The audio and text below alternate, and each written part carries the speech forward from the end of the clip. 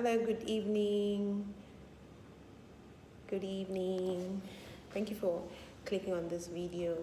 So, I have news for you.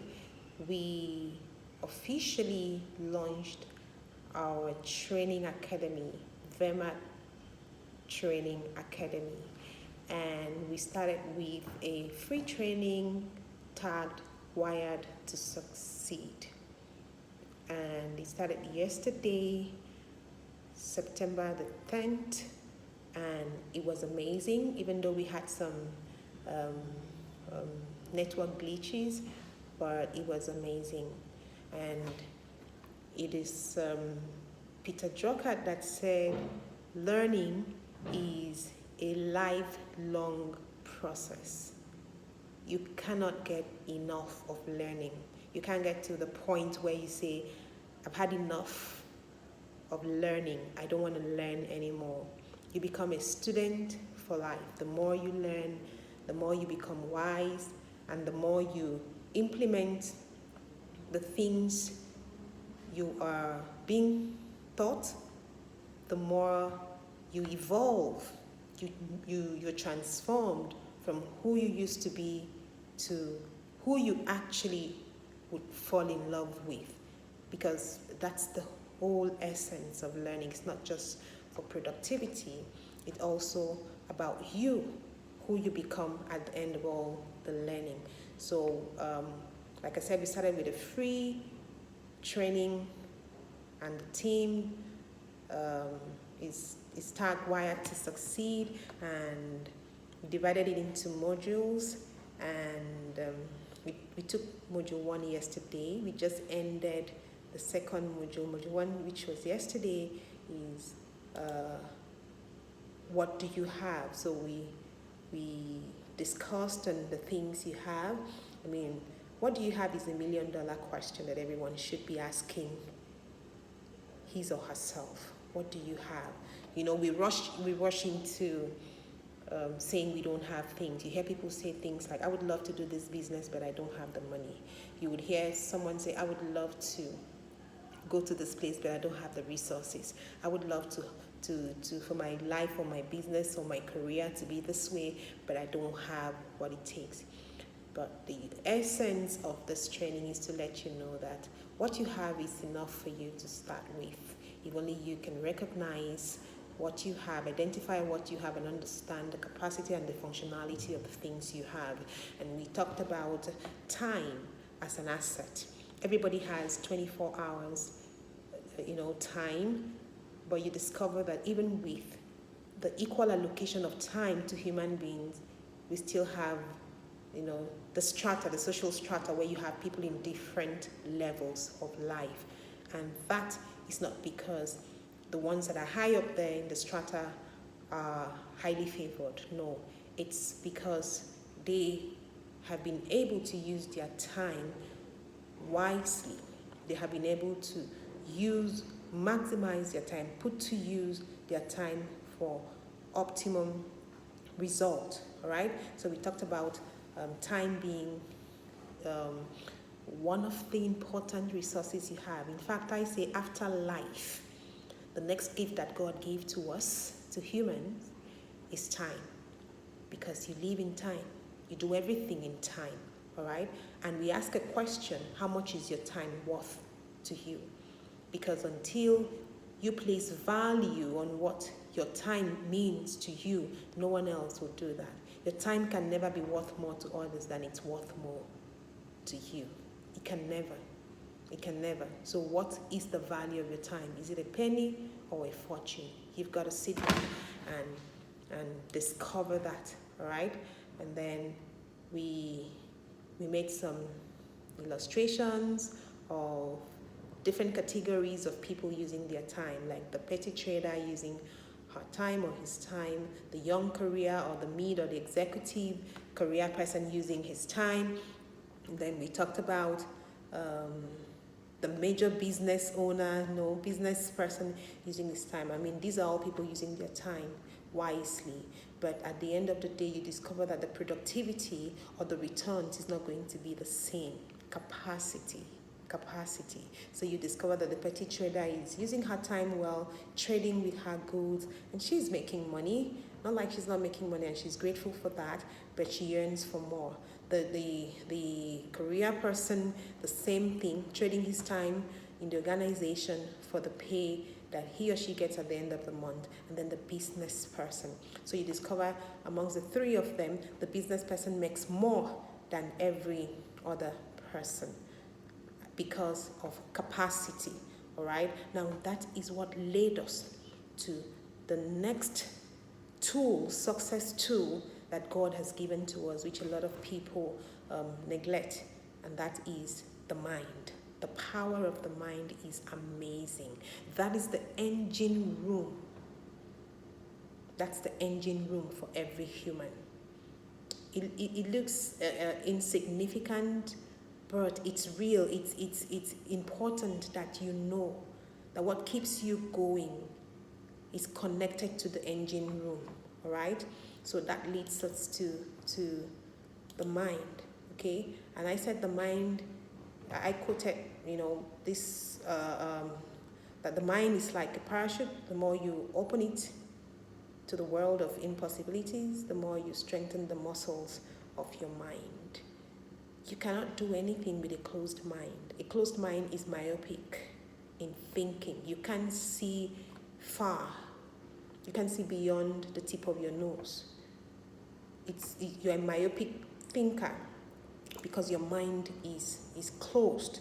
But an open mind widens, its horizon. Okay, and I recommended one of the books, a book written by Napoleon Hill, which is titled Think and Grow Big. It means you can actually think your way out of any problem you find yourself. And I also recommend that you visit my blog, meginspires, the blogspot.com, where I've talked about 10. I've talked about different kinds of thinking. You have the reflective thinking, you have the critical thinking, the big picture thinking, a lot of different types of thinking, analytical thinking. You have to be a thinker to be a successful person in this world. You have to be able to think.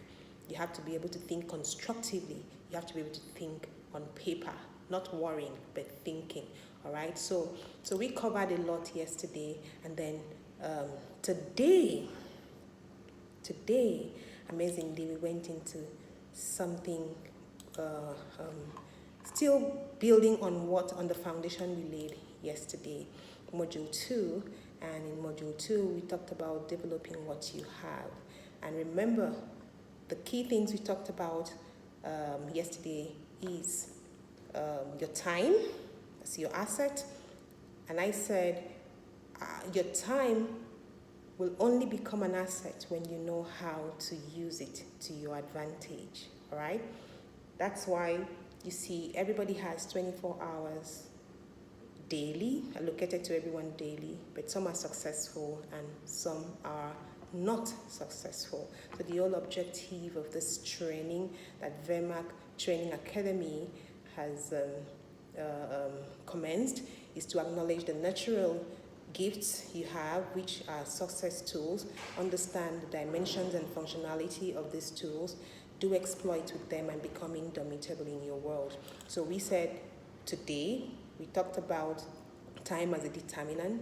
You see, you have the little baby that grows to become an adult, that grows into an aged person, all in time, all right?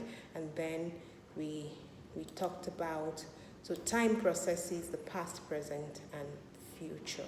Time defines the past, present, and future. And then we looked at time in different segments, different views.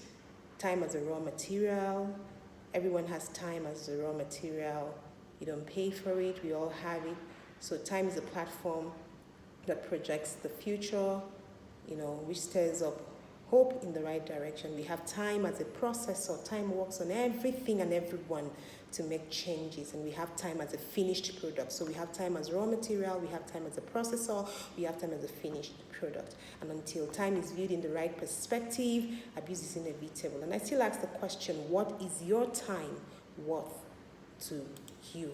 And we said time cannot be slowed down, cannot be stopped, cannot be replaced, cannot be renewed, cannot be recovered.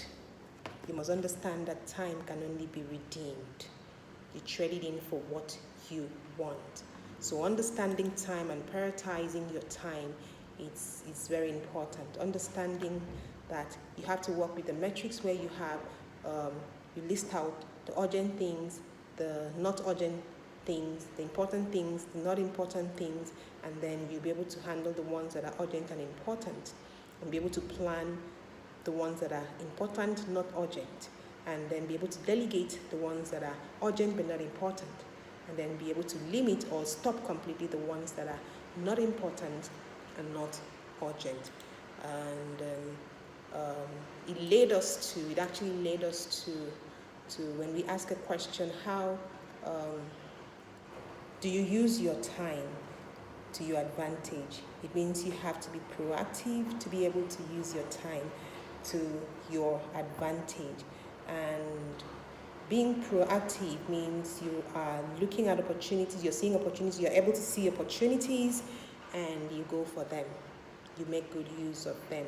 You're not just a reactive person. Some people are proactive, some people are reactive. They wait until things happen. You have to be somebody that make things happen, okay? And that led us to, for you to be able to be someone that make things happen, it means you must have a right perspective, and that connected us to the second thing we talked about, which is the mind, the power of the mind, your perspective. The perspective in life is key to the quality of life you live. The way you see things, it becomes your paradigm. Okay, so your paradigm defines your possibilities. It controls the way you use your time. If you don't place value on your time, every Tom, Dick, and Harry will access your life. I need for you to research building a gated compound. People can't have access to it. And even when you knock on the gate, it doesn't mean when you get a response, that is an access. It could just be an inquiry saying, who do you want to see? And at the end of the day, you may not even be let into the premises if who you're looking for is busy. So you need to place controls, all right, in your life, and shut out some things and shut out some people. You need to place value on your time. And in order for you to be able to use your time wisely, you must be a proactive person. Learn to create your to-do list. I choose to do my to-do list on paper, not on my phone, because the temptation of using your phone to do your to-do list is that you pick up your phone and you see a text message. You pick up your phone and then you just remember that you did not reply you didn't call back a missed call you saw.